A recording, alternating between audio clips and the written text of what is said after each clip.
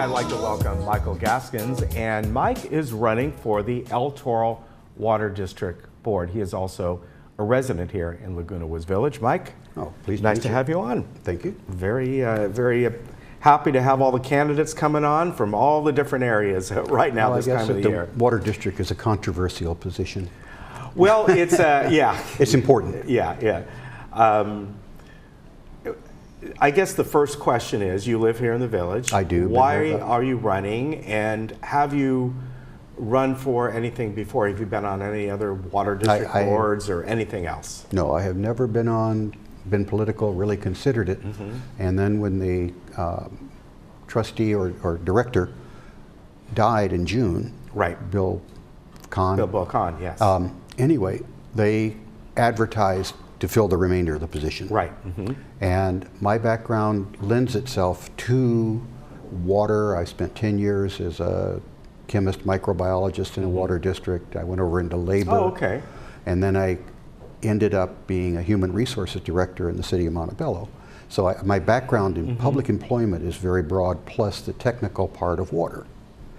So I decided I was pretty qualified. Beginning of June, I had no idea I was going to do this. Then I applied to fill the remainder position. Both myself and Catherine Freshley applied for the job. Right.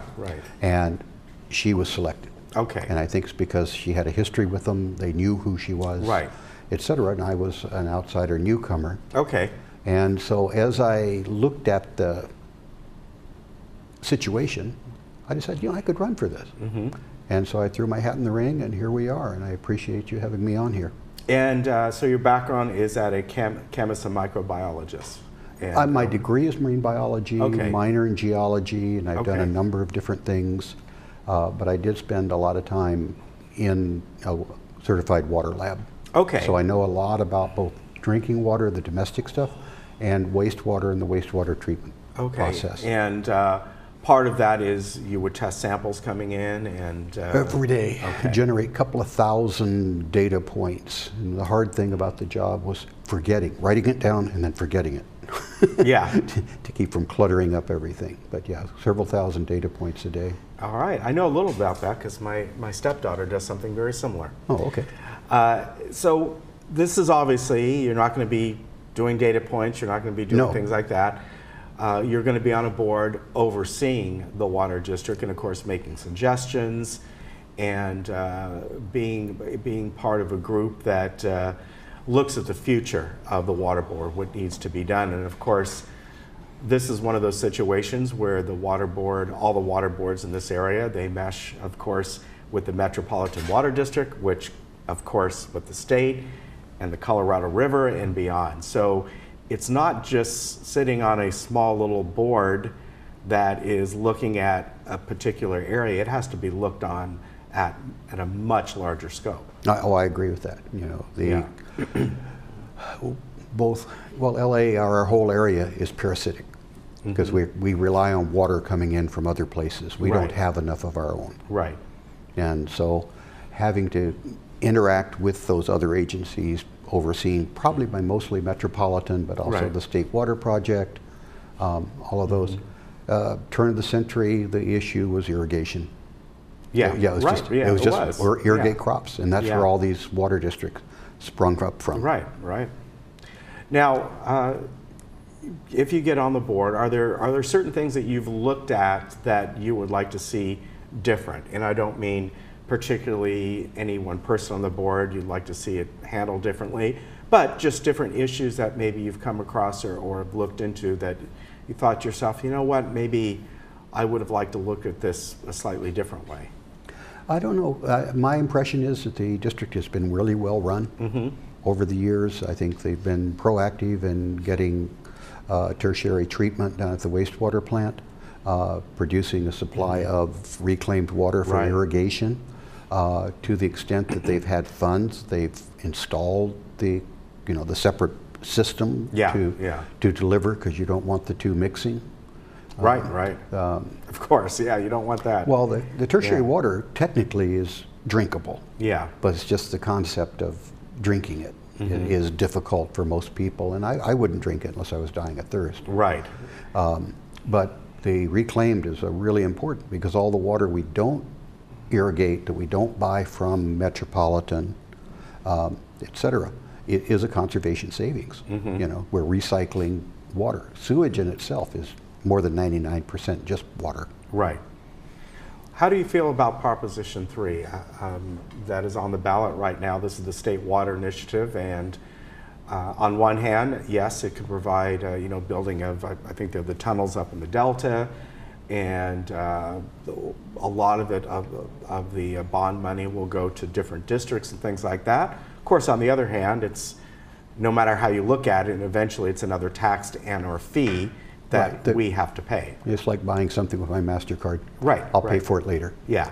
But what they're getting, I believe, is very important, is the water in California is huge. You read about some of the actually abuses in the Central Valley, and we want to try to get away from that. The measure, or Proposition 3, both does build infrastructure and stuff in Northern California. Right. But it also has a component which allows local districts like El Toro to apply for grants to maybe increase our use of tertiary water. So for that, and for us locally, I completely support it. That there might be a downside to it, but the upside is much bigger. Okay, very good.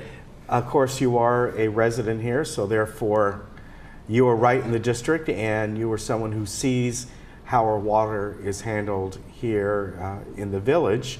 And we have our local boards, the homeowner boards, that are constantly finding ways to save water, working in conjunction quite often with the El Toro Water District. Right. Well, I've been here about 2.5 years. Okay. And I'm just still getting a handle on who Third Mutual is. Yeah, it takes a little while, doesn't it? And who belongs to what. Yeah.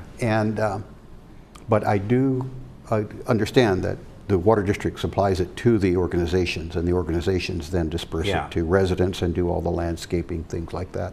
I heard one of your earlier speakers talking about increasing the use of drought-tolerant landscaping. Right. And that's important. Yeah. Again, it's all water conservation. Right.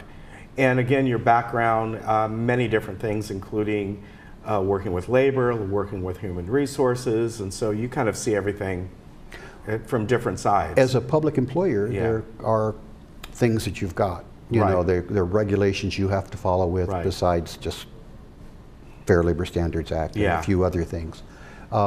My impression is that El Toro Water District has been really well run from a personnel area. And probably the most telling point is the fact that they do not have an employee union that any other water district around here does. Right.